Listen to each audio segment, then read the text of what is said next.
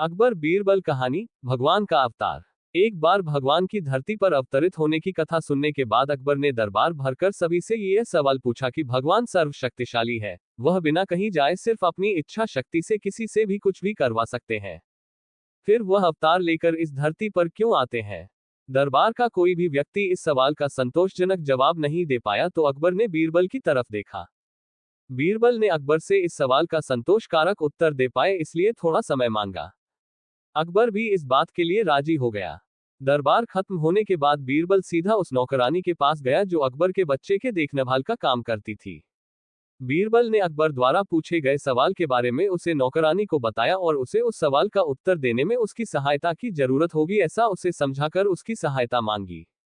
नौकरानी जानती थी कि बीरबल उसे कभी मुसीबत में नहीं डालेगा इसलिए वह बीरबल की सहायता करने के लिए सहमत हो गई और उसे क्या करना है वह पूछा।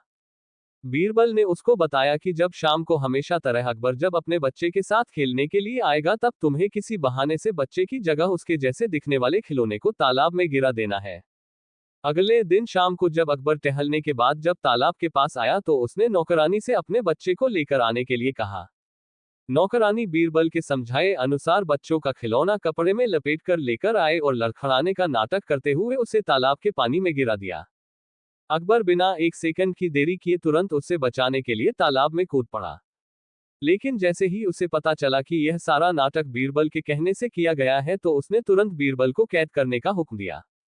बीरबल ने भी एक मिनट की भी देरी न करते हुए अकबर से कहा कि यह आपके उसी सवाल का जवाब है जो आपने मुझे कल पूछा था। बीरबल बोला कि अगर मैं सिर्फ आपको बोलकर समझता तो शायद आप नहीं मानते इसलिए मुझे ये सारा नाटक करना पड़ा। जैसे आपके पास इतने सारे नौकर होते हुए भी आपने अपने चहेते बच्चे के लिए खुद ही पानी में कूदना बेहतर समझा।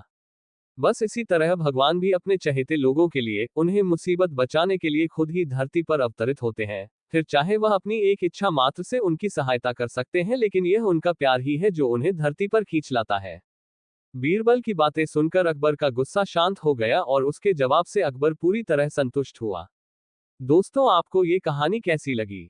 क्या आपने ये कहानी पहले सुन या पढ़ रखी थी?